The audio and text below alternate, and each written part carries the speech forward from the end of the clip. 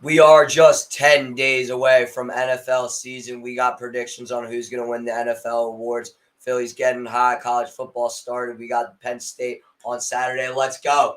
Oh my God! I'm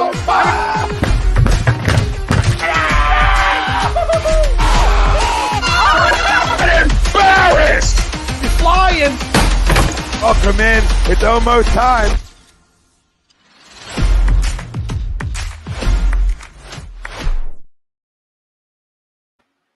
Welcome in, everybody. We are back coming live from State College, actually, now. Let's fucking go. And it's the best time to be a sports fan. Football season's coming around, NBA off season kind of winding down. We get to it.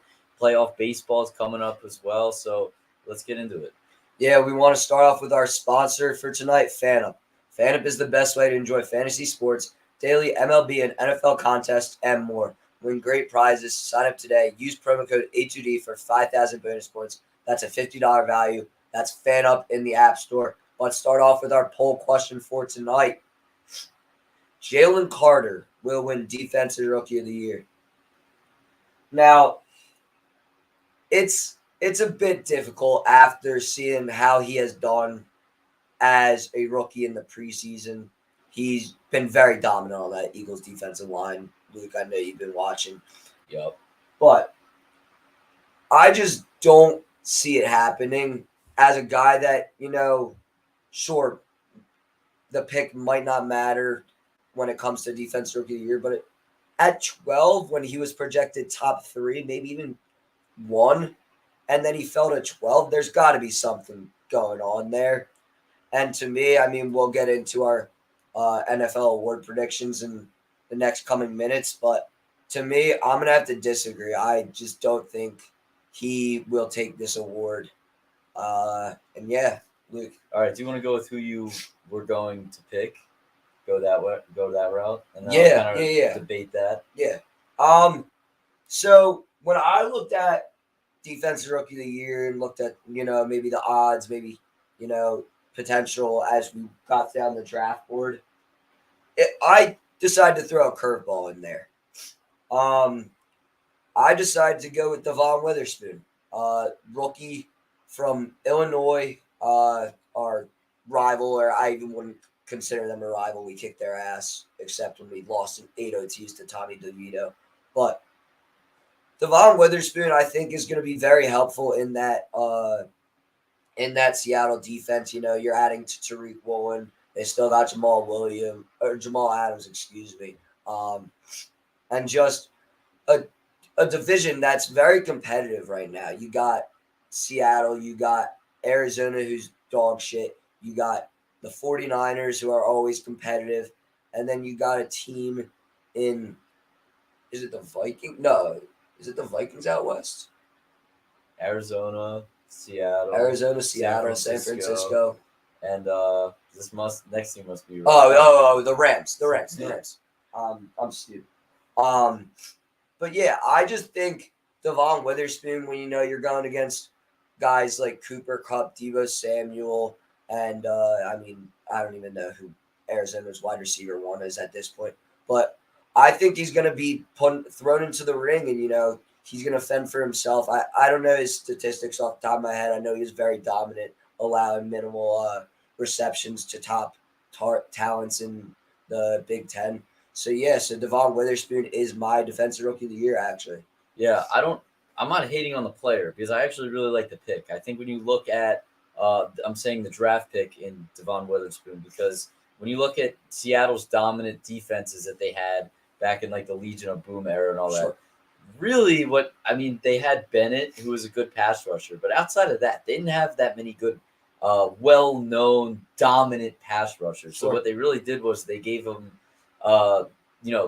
coverage was great. They had Cam Chancellor, Richard Sherman, really just a spectacular secondary, more than I would say. Well, you also had Wagner up the middle. And Maxwell. So it was not as much of a pass rush. So I like the pick, and they're going to what they did in years past. It was successful to them and Pete Carroll. I like that.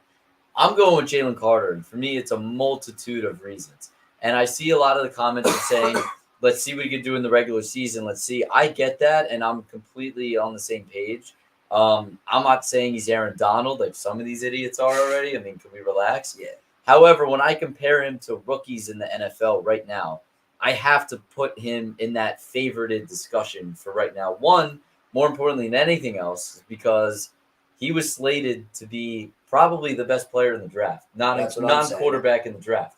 And so, and the other thing to look at is situation.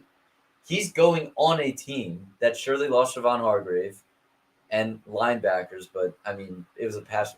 They broke the record for sacks. Yeah. So for me, if he's jumping into that, and then these teams got to worry about Hassan Reddick, who I believe was second in the league in sacks last year.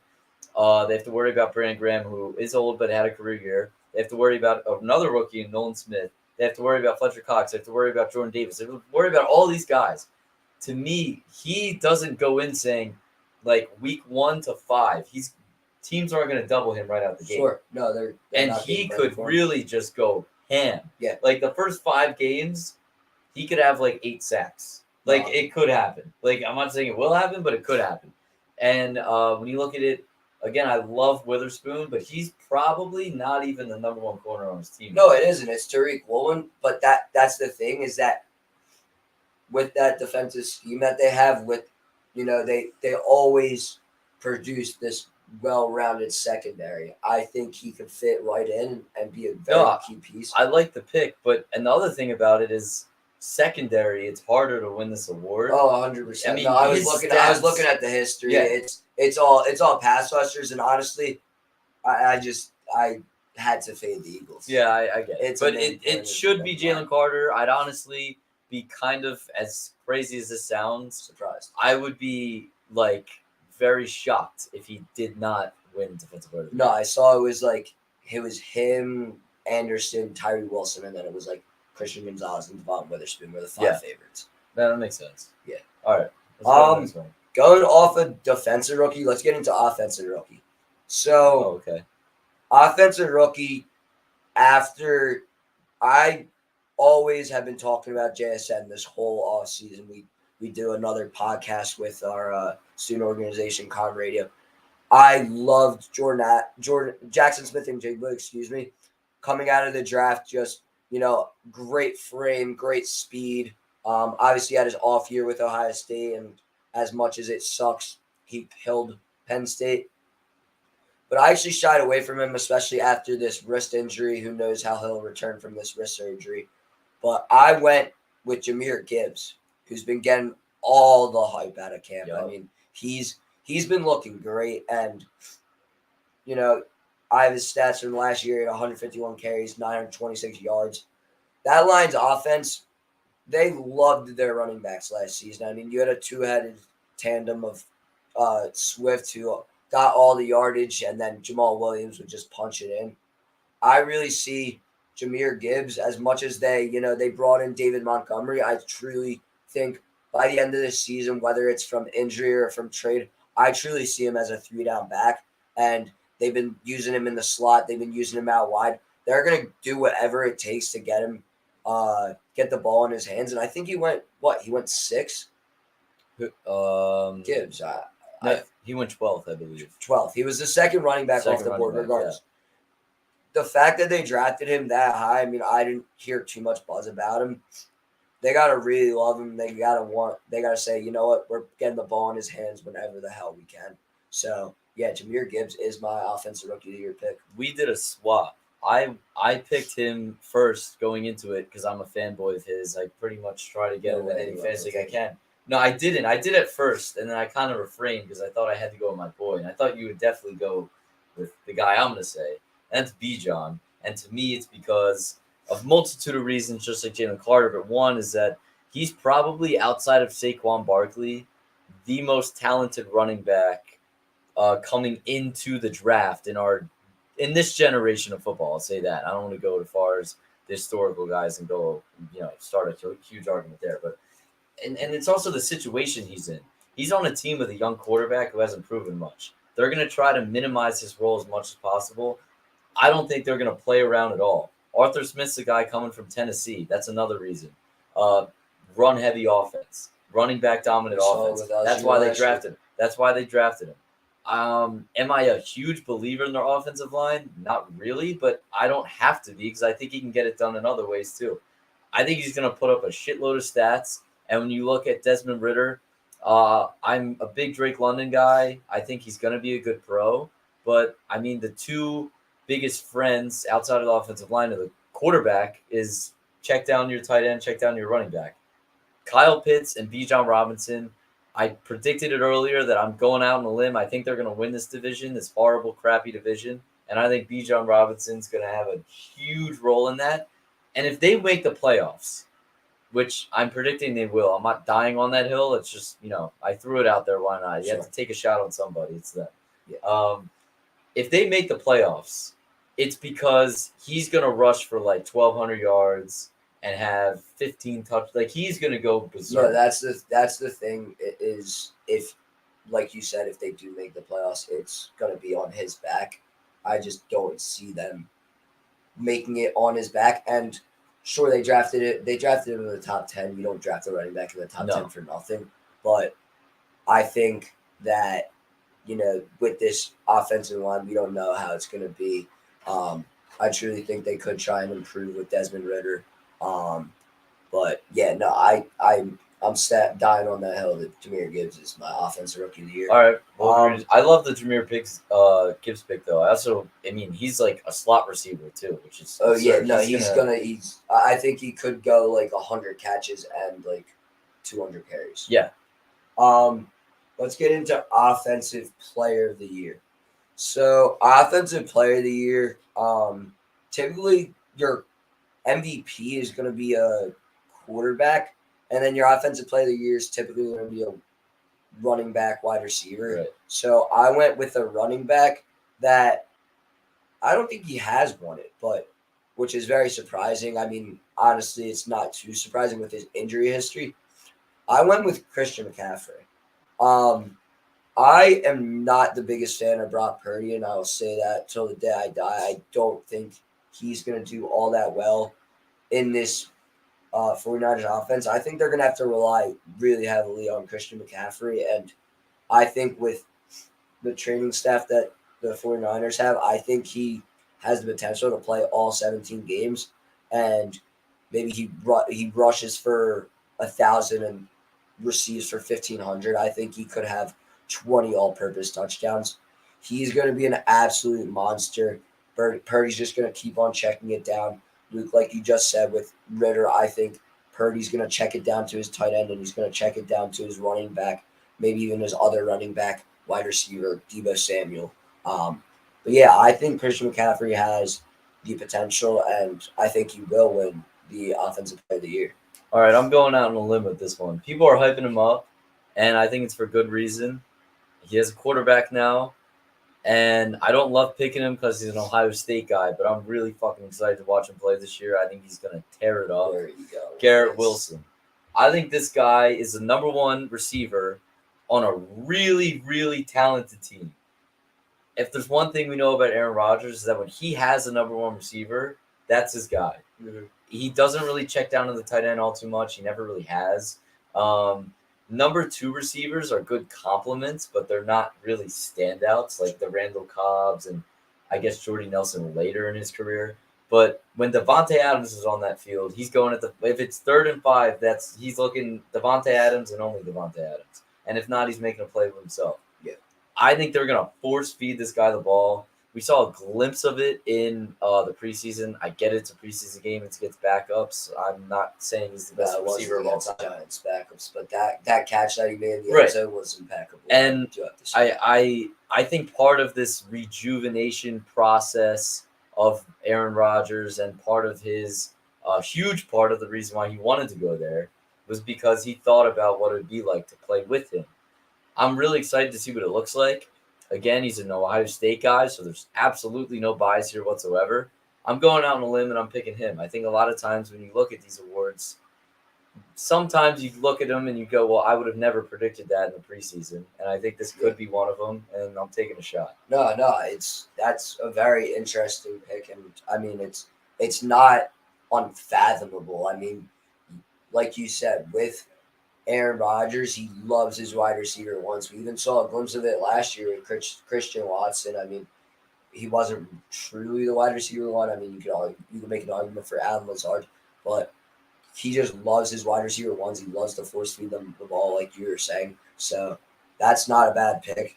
Moving on to defensive player of the year, and this irks me kind of, except he is our Penn State guy, as much as he is a fucking Dallas Cowboy. Micah Parsons is my defensive player of the year.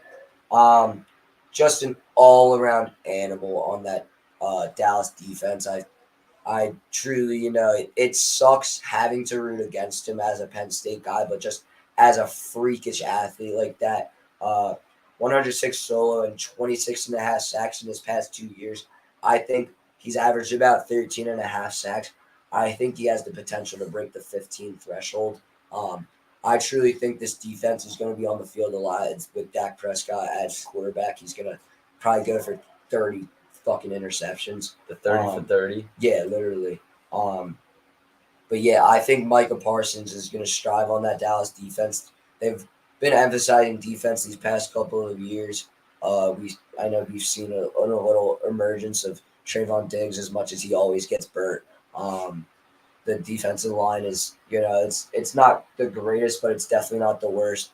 But yeah, Micah Parsons, I think, is going to be the force, the wrecking force in this Dallas defense, and hopefully get them off the field so that they can get their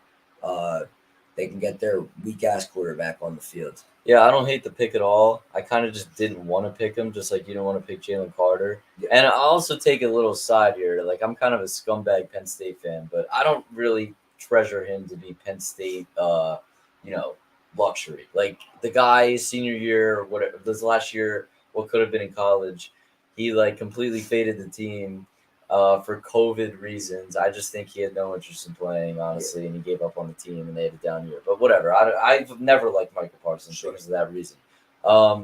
Moving on from that, I'm not picking him because he plays for Dallas, and I just won't pick a Dallas Cowboy for a positive award. I just won't do it. I don't have it in me. I'm going with Mr. Reliable in this, and that's Nick Bosa on San Francisco.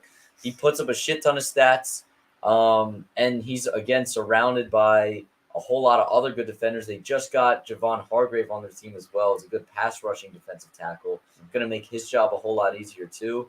Kind of boring pick, but I think that he's probably the favorite, I'd say. I think he was one of the I think it was Micah. It was Micah and then Myles Garrett and then maybe him. Wow. Okay. I was debating between Myles Garrett and I like Myles Garrett. Myles Garrett hasn't won. Yeah, I like the defensive player of the year, so I was gonna pick him. Moving on to comeback player of the year. I'll shy away from the obvious. I have no shame. DeMar Hamlin, respect for how he has done. Coming back from just a tragic injury, and hopefully he'll be able to play as many games as possible. I think he's still behind Micah Hyde and Jordan Poyer, but he will definitely see some playing time. And all prayers to him, respect. But I shied away from that at Defensive Player of the Year, and I went with Lamar Jackson. And this is an interesting pick. I want to go out on a limb, but Lamar hasn't really been staying healthy these past 2 years. He's played 12 games each of the past 2 years. But after getting this contract, after getting receivers like OBJ, Zay Flowers, he still has his safety blanket in Mark Andrews. J.K. Dobbins is returning from it. I think J.K. Dobbins is returning from injury as well. This Ravens offense has the potential to run that very competitive AFC North division. I still don't know to this day who's going to win that division, and we probably won't know until week 17, obviously. But yeah. I think Lamar Jackson will have a resurgence. Everybody was a bit critiqueful of what he got in his contract. I want to say he got about $45 million a year. But he can do it both with his arm and his legs. Lamar Jackson is my comeback player of the year. I hate to be boring, but why are we even talking about this? It's going to be DeMar Hamlin. I think it's pretty set in stone.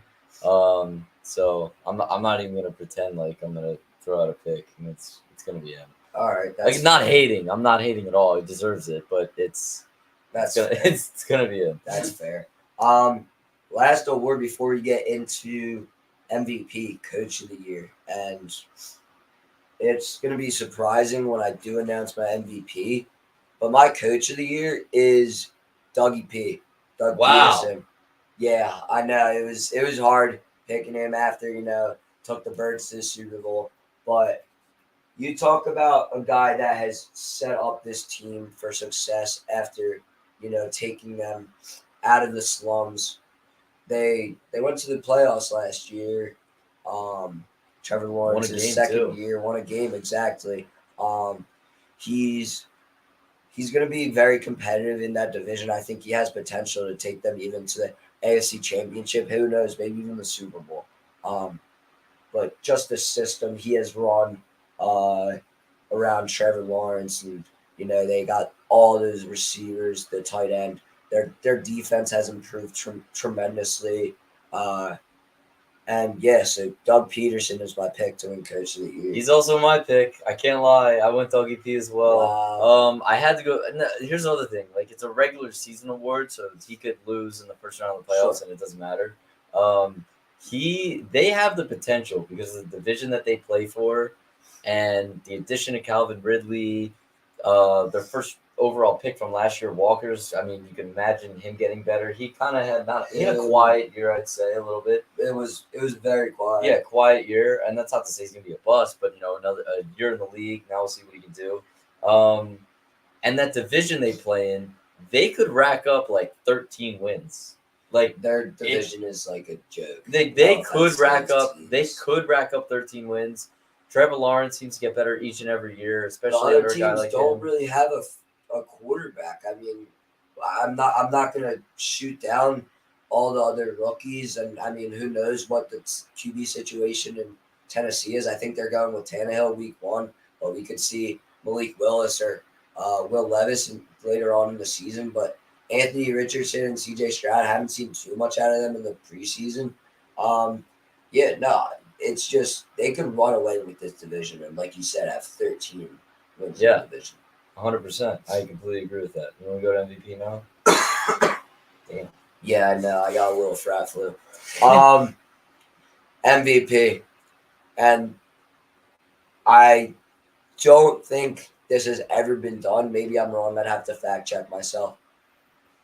Where the Coach of the Year and the MVP come from the same team. I like it, though. So I went with my guy. I went out on a little limb. I didn't go with, the obvious Burrow, Mahomes, Hurts, or Allen. And I decided to go with my guy, Trevor Lawrence. I've been praising him all offseason. We love the Jags. They're one of our favorite teams out of this competitive AFC. But yeah, Trevor Lawrence in his third year, he's been improving about 8,000 yards in the past 2 seasons, 37 touchdowns, 25 interceptions. Like we've been saying, a very weak division. I mean, I don't see much defensive help in this division besides the Colts have some. They have something. They got DeForest Buckner, and then they got Darius Leonard. Their secondary, I think they all went on FanDuel and decided to throw bets on, that they would lose, and sure enough, they did. But yeah, no, Trevor Lawrence is going to dominate this year. I think he's going to probably sweep the division and, like we've been saying, have maybe 13, 15 wins. Who the hell knows? But Trevor Lawrence, with all the talent around him, it's hard for him not to succeed this year. So he's my pick for MVP. Yeah, I didn't want to pick one of those typical bet-favored guys either, so I went a different route. And I flirted with the Trevor Lawrence thing, but exactly what you said. I picked Dougie P. I wouldn't pick both, but I like that you did. I like it. I would be very excited if they did. Yeah. For me, I went with a guy who you actually predicted to win another award. I'm going out on the biggest limb. I'm not a fanboy of his at all. I'm really not. I don't really do that. There's no way you went with him. I went with Lamar. And the reason I'm going with Lamar is because I'm banking on the health. I really am. There's no doubt. I'm really throwing all the chips on the table that he's going to stay healthy. look at his division right now. I mean, you don't know a whole bunch about Pittsburgh in terms of how. I mean, they're going to be competitive. You know that. You don't know a whole bunch about Kenny Pickett. It seems like they've been getting older on the defensive side of the ball, at least. And then you have Cleveland. I mean, that is a clusterfuck. Who knows what the heck's going to happen? They could be great. They could be horrible. I would not be surprised either way. And then you also go ahead and look at Cincy, who, yes, has beaten them previous years. They lost to them in the playoffs, I believe, the last 2 years. I could be wrong about that.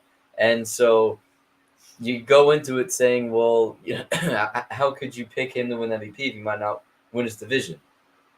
I did a few weeks ago pick Cincinnati to win the division. I get that. Sure. I'm kind of refraining a little bit back that. No way. And I am a Joe Burrow fanboy, no doubt. His health is a major question mark. And I don't know. I'm kind of pushing this Lamar Jackson narrative, especially because we drafted him A2D fantasy draft. If you need fantasy help, I'd suggest go back and watch it. It was a ton of fun. We picked him to be our quarterback. A little spoiler there. And I like the system they have around him now. He doesn't have to take all their shots. The system's built in place to where I believe they did spend a little bit more money in their offensive line. Yeah. They also went out and got two bona fide stud receivers. Last year, you're looking at it, Bateman was like their number one receiver. Now he slides all the way down to 3. Aguilar's a guy that no one talks about. I get it. Wait, they got Aguilar. Yeah, too? they did. He's their 4th receiver, right? So they got, and Mark Andrews. You can't forget about him. He's gonna throw the ball a lot now, and I love when people are like, well, he can't throw the ball.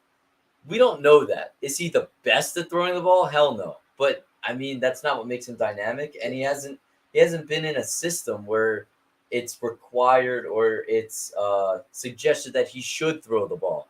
Now I believe that they will do that. I think they gave him a shit ton of money, believing that he will do that, and I'm hopping on the train as well.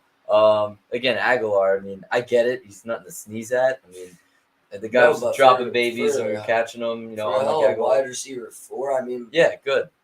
Fuck it, I'll get out of there, a wide receiver 4. But no, it's an interesting pick when you talk about just the competitiveness of that division, when you truly don't know how each team could finish.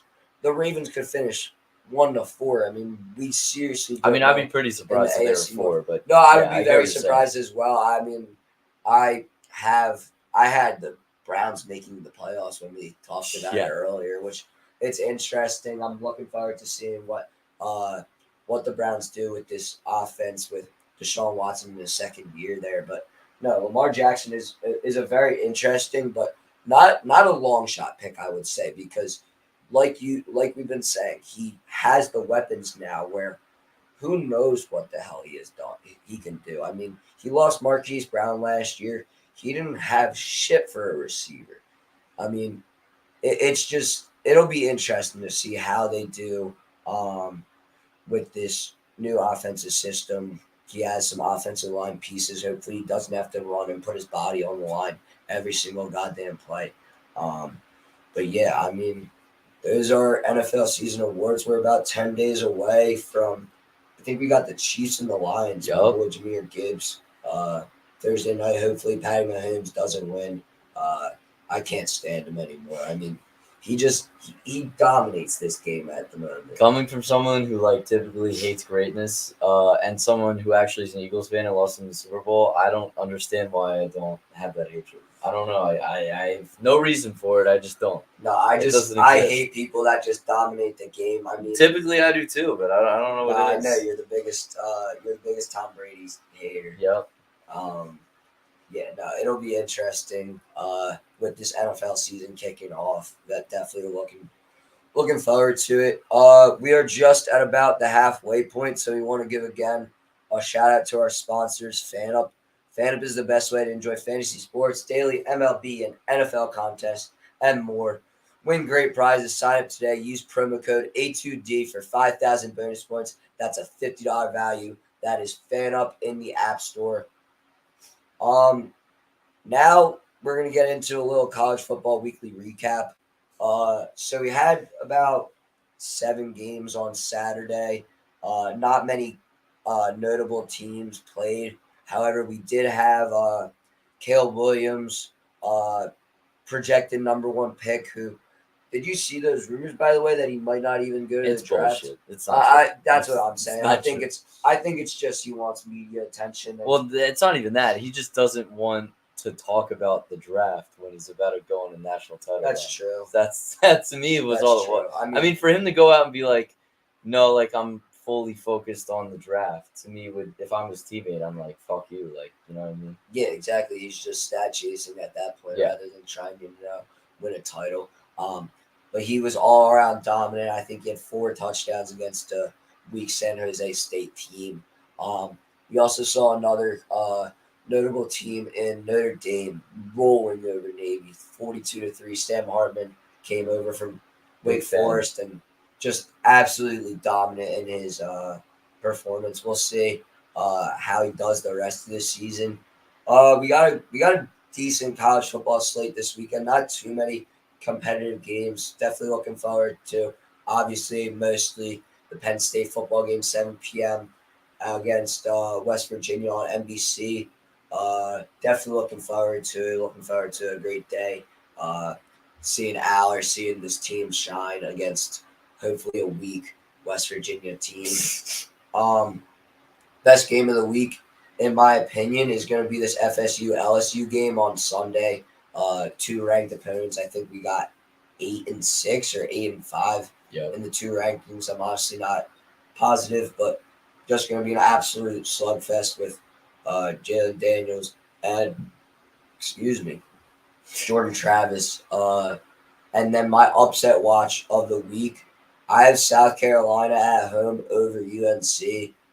South Carolina always is very competitive at home. I think they still have Spencer Rattler too.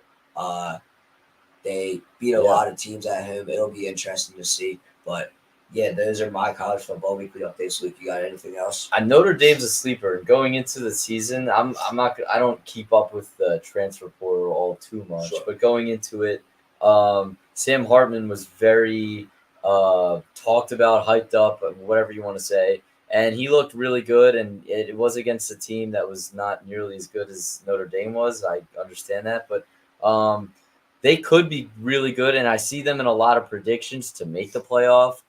And it's really hard to predict the playoff. We did this last week, and the reason one game in your season's fucked for most people, especially us being Penn State guys. Maybe we'll get into that afterwards. We'll get into some Penn State spew for a little bit and what we see going on with them. But I was very impressed with Notre Dame. Caleb Williams, I dropped a hot take on here. I believe it was 2 weeks ago. Maybe it was last week. I don't remember. I think Caleb Williams is. I believe this guy to be, outside of Patrick Mahomes, the most impressive, the most talented quarterback I've ever seen. I remember. He is a no doubt number 1 pick. He was a no doubt number 1 pick probably the last 4 years if you put him in any draft. No, he did a Mahomes-esque thing when he fumbled that ball and then just tossed it. Absolutely crazy. So, I got to go with him and his team. I picked them to make the playoff just because as long as he's quarterback in that team, I'm going to favor him to win. Sure. I don't give a shit who he's playing against. That was my takeaway of the weekend. And going into this week, I believe they're playing Nevada, and they're like a 38-point favorite. I ain't scared. I'm fucking throwing the house on that. I don't care. 38 points doesn't scare me. You're throwing you're taking minus 38. Minus 38. They are going to blow. Because, that's what everyone thinks. That's what everyone wants you to think. So everyone's going to throw Nevada plus 38, and then he's going to come up and probably score 49 and win 49-0. Exactly. All right, we'll get into a little baseball before we get back to our. Let's go. Let's talk some Penn State. Let's talk some Penn State. So we go against West Virginia, which we haven't played them since I believe it was '92, if I'm not mistaken. Yep. Pretty crazy what's going on. Yeah, no, it's nuts, and they're bringing back the interstate rivalries of West Virginia and Pitt. I think we go to West Virginia next year. Yep. But yeah, it'll be interesting with this. With Drew Aller finally starting at quarterback. Thank God they got rid of Sean Clifford. I thought he might have even came back for an 8th year. Luke, you're not the biggest fan of James Franklin. To be honest, neither am I. He he does great recruiting. He doesn't translate it to the field. I got to be honest. We'll see how this offense performs. You got your two-headed tandem of Nick Singleton and Katron Allen coming back. The tight end, it's a bit interesting. Theo Johnson, I don't know if he ever got suspended or fined. He punched a kid at Sig High. I think he just got fined. Yeah. Yeah. Crazy. And then some receivers. I mean, they got Harrison Wallace, KLS, Keandre Lambert-Smith, and Dante Cephas brought him in from I want to say Eastern Michigan, but maybe I'm wrong on that. Offensive line has been improving. We got Fashanu, who's a projected top 10 pick. Yeah. And then you look at this defense. You got Carter and Jacobs in the middle. You got Kalen King over top. I forget honestly, but this defense. Manny Diaz is just he's a mastermind on defense. I mean, I'm definitely really looking forward to this week. What do you got? Yeah. So for me, he previewed it pretty much. I'm not a James Franklin guy. I never will be a James Franklin guy. And there's no reason that this team should not make the playoff. They're better, more. This is the one year that we can confidently say this. They are more talented in terms of, I don't know how many exact roster spots are on a college team. Sure. The NFL, they say 53-man roster. I'll just say that in this case. 53 for 53, Penn State has a better roster than Ohio State does this year. And we can't normally say that. This year it exists. We have to go to Columbus to play them. I believe we're like a 10-point dog right now, which is nuts. It's going to change. So, and Michigan, I believe, is better than them. I think that they're probably like top 1 or 2 in the country right now in terms of talent as well. A lot of shit going on with him, with Harbaugh and all that crap. I'm not going to get into. Suspension. Yeah, but the reason I don't believe in Franklin and the reason that I don't believe they're going to make the playoff is because, the reason I don't think they're making the playoff because of him and the fact that he exists. And I get it. What people try to hide and the biased people out there, the biased fans are like, well, he's not calling plays. That doesn't matter. To me, what he loses games is not the energy going into a game. He builds a good program. He recruits. And he doesn't call plays. That's true. All 3 of those things are very true. However, the 4th thing, what no one talks about, is he's a horrible, horrible, horrible decision maker. Brutal. He can't make a decision to save his life. He telegraphs every decision he makes. I remember like 2 years ago, it was like 4th and 1, keep possession, and we're like losing second quarter, I believe it was. And he calls a timeout while the punting team's on the field. Everyone in the entire stadium knew then that they were going to go for it. They faked the punt and they didn't get it. They ended up losing the game. That was the end of that season. It's just small shit like that. And another thing is, while he might not be calling plays, he's the one coming up with a game plan. That's him. That's all him. Yeah.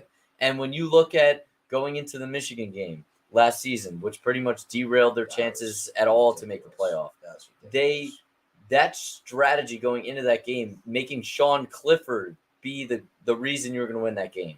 Come on, what are we doing? Congrats to him. He's making the team. That's great. Backup quarterback for the Packers. Kudos. But he's not going to Michigan and winning that game. No. Hand the ball to your future Heisman candidate, Nick Singleton, Katron Allen, all those guys, your beefy offensive line that you love to brag about, how you're so good at recruiting. How about you put it on them in those situations? So I don't believe in him whatsoever. And I'm also tired of being a Rose Bowl team. I said it last week. I'll keep saying it. I'm sick and tired of being a Rose Bowl team. We're in the Big Ten. We're a Power 5 school. I'm tired of being second fiddle to Ohio State, Michigan every year. Let's be that team for once and go into the playoff and be the alpha in the Big Ten. Sure. Okay. So, branching off of that, do you think Penn State will beat either Ohio State or Michigan? And which or neither? I think that there's absolutely negative chance and no chance, none at all, that they go to Columbus and win. Because I don't think that Franklin has the track record to make me believe that whatsoever to win a big game, especially on the road. Michigan, I think because it's a home game and because the season is going to be on that, I like to think that they will win, but I honestly don't know. That's a toss-up. And to me, I wish it was flipped. I wish we were playing Ohio State at home and Michigan on the road. If we were playing Ohio State at home, it would be game. I mean, Yeah. Personally, I think I'm agreeing with you. I think we have a better chance at beating Michigan. But I don't think we have absolutely zero shot. And I'll tell you this. Penn State they need their fans behind them. Yeah. I think we're going to travel well to Ohio State. We're going to flood that stadium. We're going to be louder than those Ohio State fans. And I think we could give them. You're out of your mind. Maybe have them not feel like Ohio State has the home field advantage. Maybe feel like it's a neutral game site. I think you're out of your fucking mind. That's not how college campuses work. But okay, I like the optimism. I'm also not the biggest fan of, they're still debating on who they're starting week 1. I don't know if I'm pretty sure I don't think they've made a decision yet, which is crazy. I mean that's very telling. That's very telling. It's very telling. Anything else on Penn State before we get into your Phils? I don't think so. I think we're ready to move on. I only did Phillies updates this week because I'm just sick and tired of the Mets. They've actually lost me faith. I mean, there's rumors we're about to trade Pete Alonso. I might give up on this franchise if we do trade Pete Alonso. There was rumors we were trading him to the Brewers earlier in the season. Buck, don't fucking trade him, dude. Keep him. Keep him. Keep Lindor. Keep McNeil. Keep Nimmo. You got a bunch of young prospects in the minors that are developing pretty well. All you really need is some pitching. Sure, I'll take 2024 as an off year. I've been spewing about the Mets. I've been ranting about them because I'm a diehard, but you can't trade Pete Alonso. I don't care what the hell your return is. I really don't care what the return is. I'm not taking any trade for him. Yeah, I completely agree with that. Phils-wise, the bats are hot, and it's a good time to be a Phillies fan.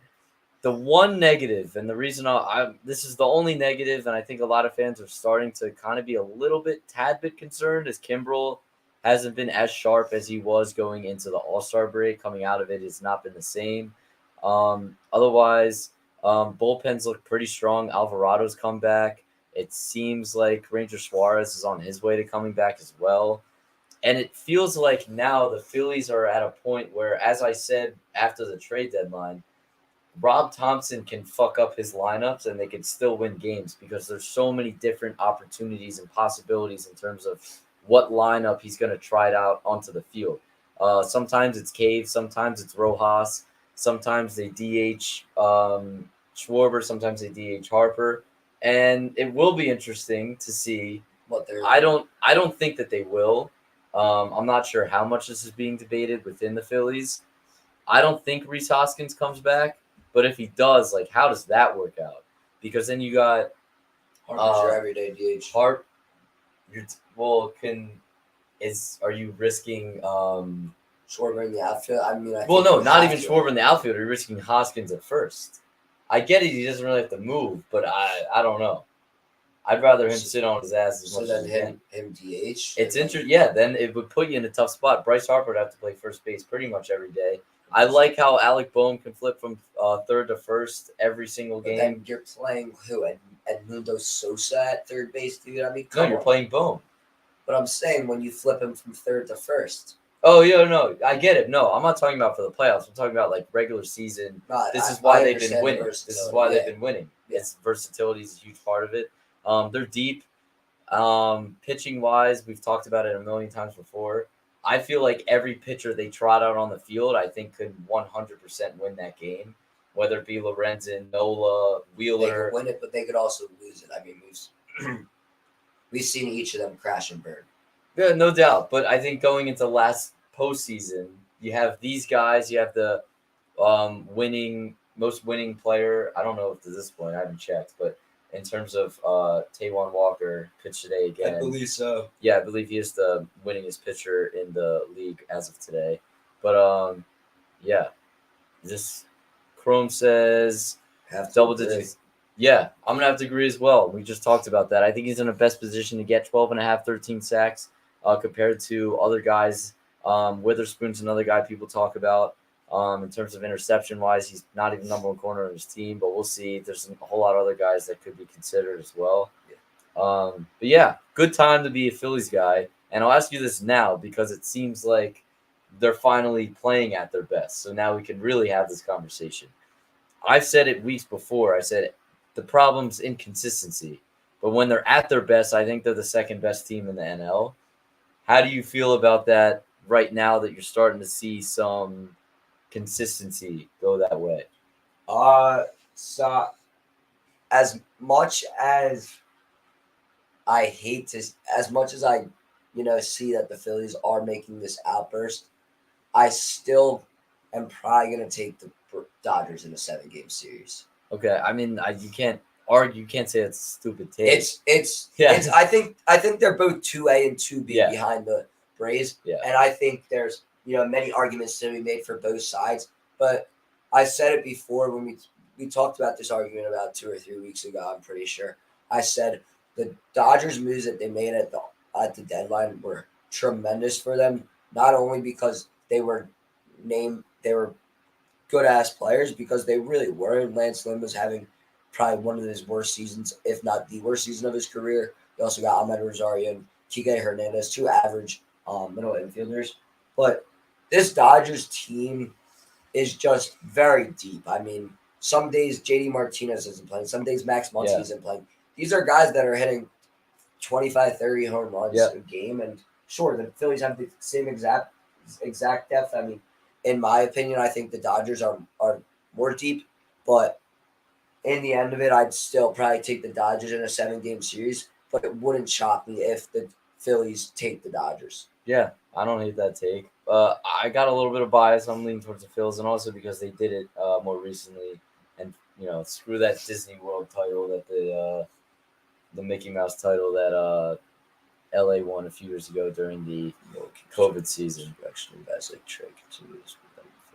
So yeah, I'm gonna lean towards Philly in that aspect. No, Crum, I definitely agree with that. In that Nola has been trending in the right direction, and this pitching has been trending in the right direction. I really wouldn't be surprised if they do go on a playoff run. I think we were talking about this earlier. Which Phillies team is better? Is it their team right now, or is it their team last year? And frankly, I would honestly probably have to say this team this year.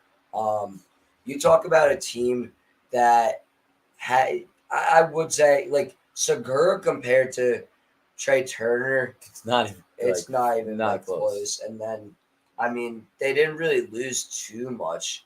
And look what you're getting out of guys. I get it. Maybe Bryce is the one guy that wasn't as dominant maybe as he was last year, and he's starting to pick it up right now. He had another home run tonight. But you're still getting great production out of Schwarber, really good production out of Schwarber in terms of hitting home runs. Screw his batting average. We're at that point now. Castellanos is giving you what you thought he was going to give you last year. So when you look at it, I think they're 2 best players right now. And Bowman stuff. Exactly. Those are another 2 guys that what they're giving you was probably what was better than what they were giving you last year, no doubt. So I think maybe this team is better than last year.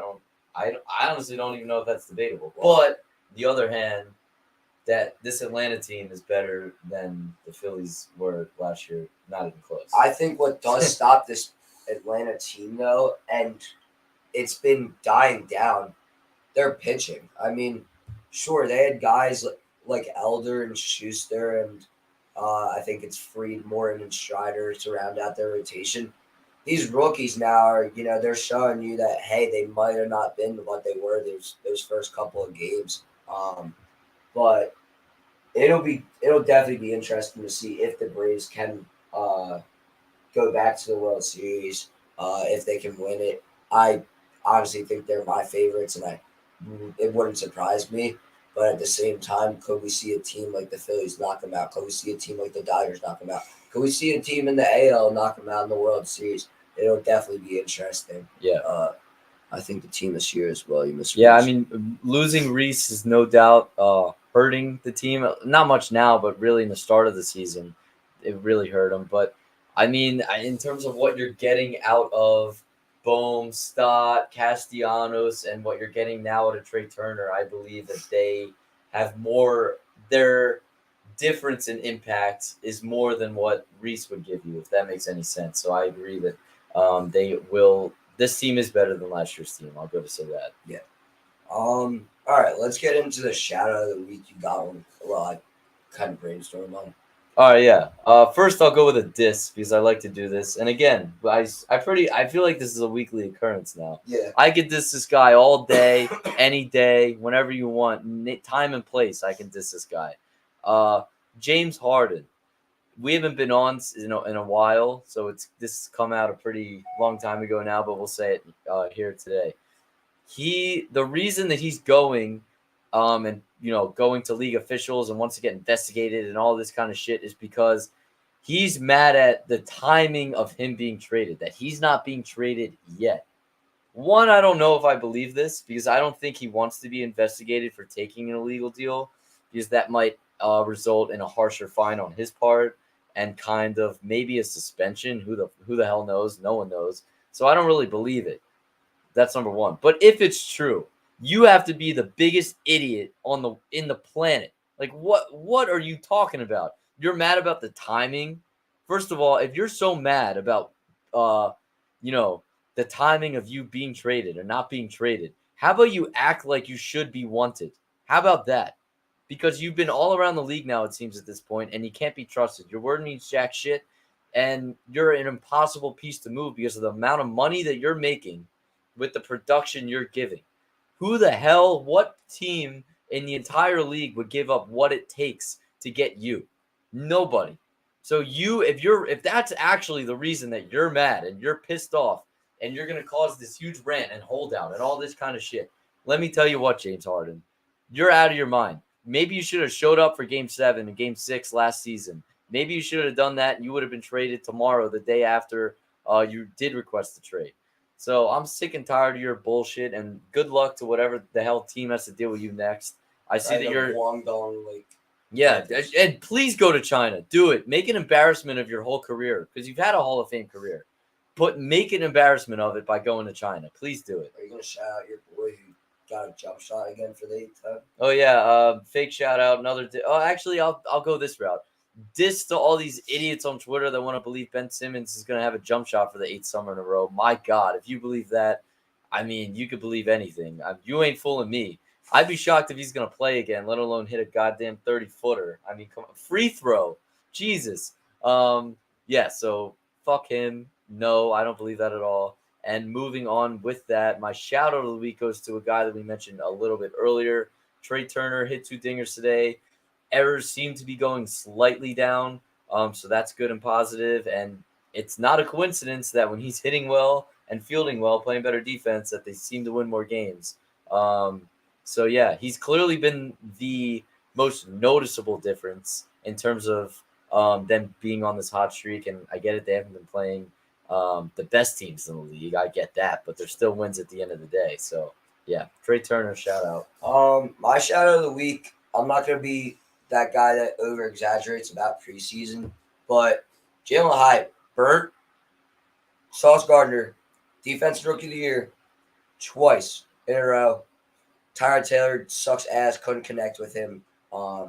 Looking forward to, football season. Like I said, we're 10 days away from the first game, 13 days away from both the Giants and the Eagles kicking off. Definitely looking forward to the NFL. Missed it a lot. A lot of fantasy drafts going on. But yeah, Jalen Hyatt, he's got this breakaway speed that we haven't seen in a while from a Giants receiver. I mean, I think it's been since Odell Beckham Jr. I sure hope Jalen Hyatt gets the reps he deserves in this crowded, average Giants receiver room. So it'll be interesting. Any final thoughts? That's it for me. Word. Good. All right. We want to give one last shout out to our sponsors for tonight, FanUp. And FanUp is the best way to enjoy fantasy sports, daily MLB, and NFL contests, and more. Win great prizes. Sign up today. Use promo code A2D for 5,000 bonus points. That's a $50 value. FanUp in the App Store. From Luke, from me, Jordan, thank you for always tuning in. Hit the like, hit the subscribe. Tune into all the A2D radio shows. And let's go Penn State. Peace out.